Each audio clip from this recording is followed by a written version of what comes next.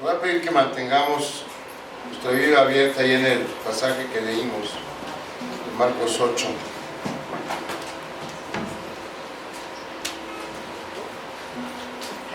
Vamos a continuar con esta serie de sermones que hemos estado presentando, el Evangelio según San Marcos.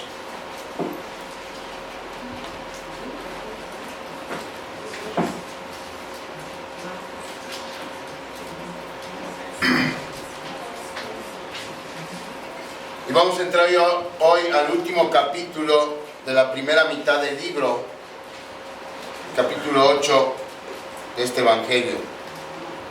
Marcos tiene 16 capítulos, hoy entramos al último capítulo de la primera mitad. Alguien que pueda atender a Charo, por favor, allá afuera. Parece que un carro está estorbando allá afuera.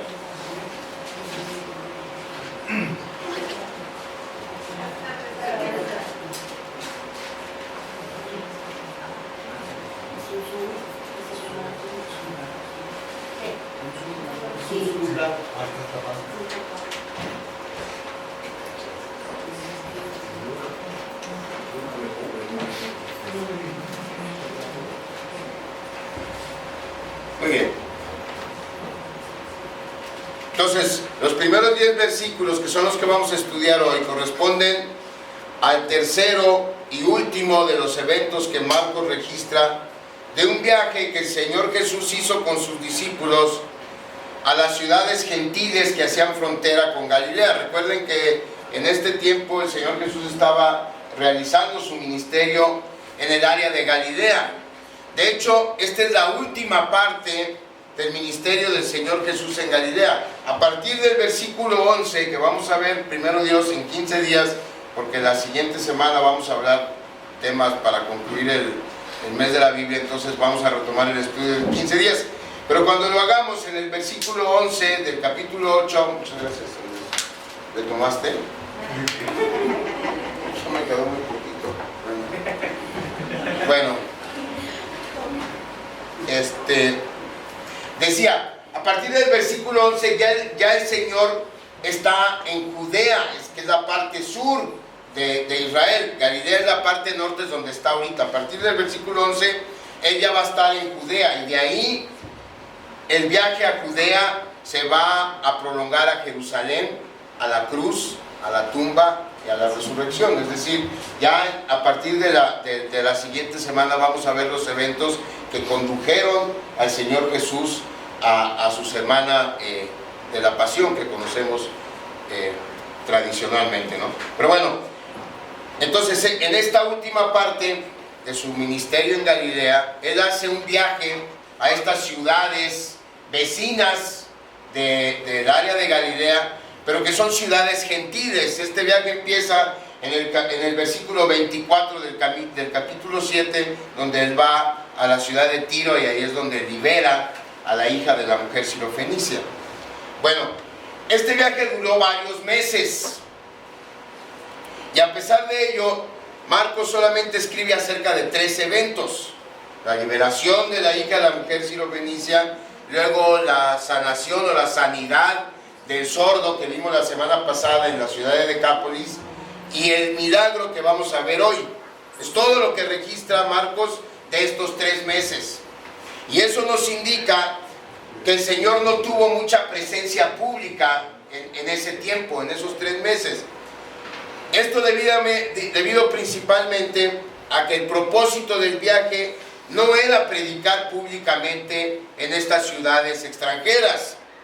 Aunque, como ya lo hemos visto y lo vamos a confirmar hoy, fue imposible que el Señor pasara desapercibido, y terminó rodeado de una multitud también, como lo vamos a ver hoy. Pero el propósito original del viaje era pasar ese tiempo de manera privada con sus apóstoles.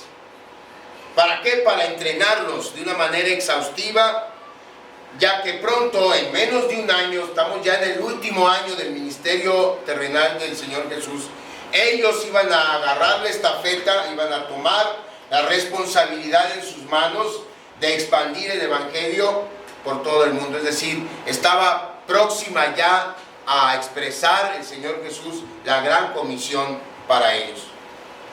Entonces había que entrenarlos. ¿En qué? Pues en eso. ¿En qué consistía la gran comisión? ¿Cuál es la gran comisión? Ir por todo el mundo y predicar el evangelio, ¿no? Entonces, ellos necesitaban entender que la salvación es para todo el mundo, incluidos por supuesto los gentiles. Cuando decimos gentiles, hermanos, no nos referimos a gente amable. Cuando la Biblia habla de gente gentil, es un calificativo que el pueblo de Israel daba a todo aquel que no fuera judío, ¿sí? Todo aquel que no fuera judío era un gentil, a eso nos referimos.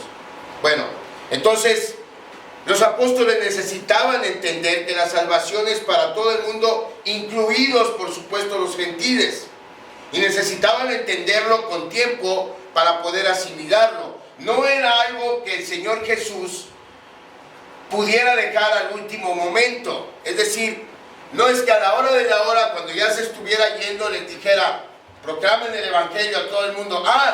Y también les encargo a los gentiles, y se fueran.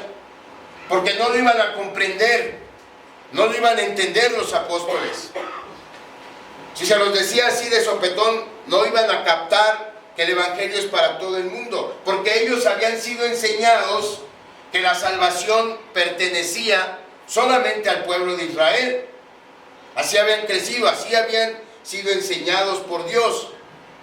Ellos veían a los gentiles como gente ajena a los pactos de Dios, y por lo mismo los veían fuera de toda la compasión, de todo el favor y de todo el propósito salvador de Dios. Ellos pensaban que eso estaba destinado solo para el pueblo de Israel. Así habían sido enseñados, así lo creían. De modo que con ejemplos en vivo, como el milagro que el Señor hizo a la mujer sirofenicia, que era una mujer gentil, como el milagro que hizo en favor del sordomudo de la región de Decápolis, que también era gentil. Por cierto, ahorita que dije Decápolis y que me confundí, también tengo que ofrecer una disculpa. Ahorita no está, pero Itzuri, ahorita que la vea, tengo que ofrecer una disculpa, porque le estuve llamando Itzuru y me decía mi hija, pues ni que fuera carro, es Itzuri. Perdón por esa confusión, y ahorita yo me disculpo personalmente con Itzuri. Bueno, pero entonces el punto es que con ejemplos en vivo, el Señor Jesús les enseñó a sus 12 apóstoles que los gentiles iban a ser incorporados a la salvación, que la salvación era para ellos también, y que ellos entrarían en el reino de Dios una vez que la obra redentora de Cristo se consumara.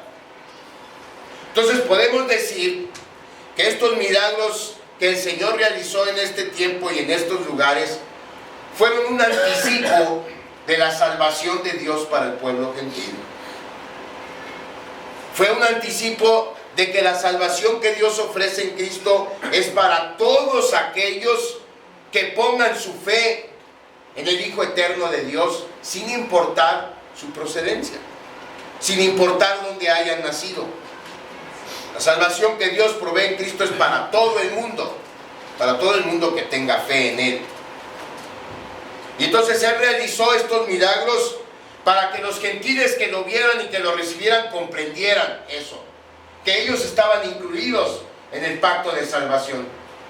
Pero también lo hizo para que sus apóstoles lo captaran y fuera parte de su entrenamiento, porque al final de cuentas ellos iban a ser el medio que Dios iba a usar para llevar las buenas nuevas de salvación a todas las naciones gentiles.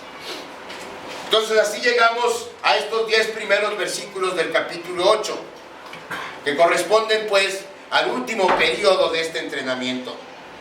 Y estos 10 versículos describen un evento muy importante, hermanos, porque demuestra esto que pasó, que vamos a ver una vez más, la compasión de Dios, la compasión del Señor Jesús, y sobre todo nos demuestra que la compasión de Jesús no hace distinción ni de razas, ni de estatus social, ni de preparación académica.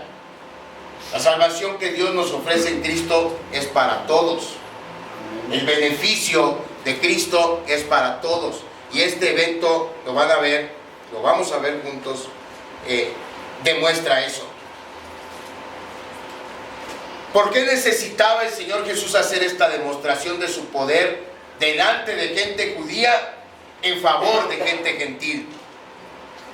Porque los judíos, incluidos sus apóstoles, sentían mucho desprecio por cualquiera que no fuera parte de su pueblo.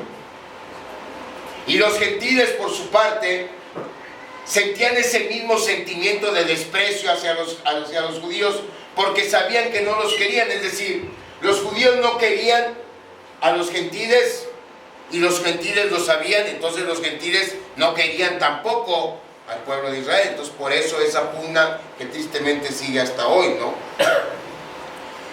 Pero con este milagro que vamos a ver hoy, nuestro Señor demuestra una actitud totalmente diferente. El Señor Jesús demuestra su compasión y su amor para gente extranjera, y lo hace para preparar a sus apóstoles para el tiempo en que les iba a ordenar: vayan por todo el mundo a predicar el Evangelio. ¿Cuál fue la primer nación? Es decir, en la Gran Comisión, ¿cuál es la primera nación fuera de Israel que menciona el Señor Jesús? Samaria. Pues ir por todo el mundo, ir a Jerusalén, en Judea, en Samaria y hasta lo último de la tierra. Samaria ya es territorio gentil. Eso iban a escuchar y necesitaban estar preparados para eso. Preparados no en el sentido intelectual de saber qué decir, preparados en el sentido de querer ir. Inclusive los profetas judíos tuvieron problemas cada vez que el Señor les mandó a predicar a un pueblo gentil. ¿Se acuerdan de Jonás? Jonás lo mandó el Señor a Nínive a pregonar arrepentimiento, porque si no, Nínive iba a ser destruida. ¿Y qué hizo Jonás? No quiso ir, se fue para otro lado, agarró un barco y quiso huir de Dios porque no quería ir a predicar a los gentiles. ¿Y cuál fue la razón que le dio Dios cuando Dios le preguntó? Pues es que yo sabía, dijo Jonás, que si yo les predicaba se iban a arrepentir y tú los ibas a perdonar. Imagínense. O sea, el coraje de Jonás era que si él predicaba, los de Nínive se iban a arrepentir y entonces Dios los iba a perdonar. Y cuando Dios lo confronta y le pregunta: ¿estás molesto? ¿Qué le contesta Jonás? Sí, estoy tan molesto que quisiera morirme. Imagínense. Era un profeta de Dios, pero esa era la actitud que los judíos sentían hacia todo el que no fuera parte de su pueblo. Y entonces, dado que los apóstoles eran judíos y ellos iban a ser los encargados de llevar el Evangelio, pues claramente tenían o debían tener una actitud distinta. Para poder obedecer, ellos tenían que entender que los propósitos redentivos de Dios incluían a gente de las naciones gentiles. Entonces, la historia que estamos por ver se desarrolla en Decápolis, esa región de 10 ciudades que hacía frontera con Galilea. Hay muchos detalles en ella que vamos a ver, que nos van a hacer recordar una historia muy similar que acabamos de ver hace 5 domingos, la alimentación de los 5,000. Conforme vayamos avanzando, ustedes lo van a ver. Por lo pronto vamos a empezar a repasar la lectura que ya hicimos en Marcos 8, versículos 1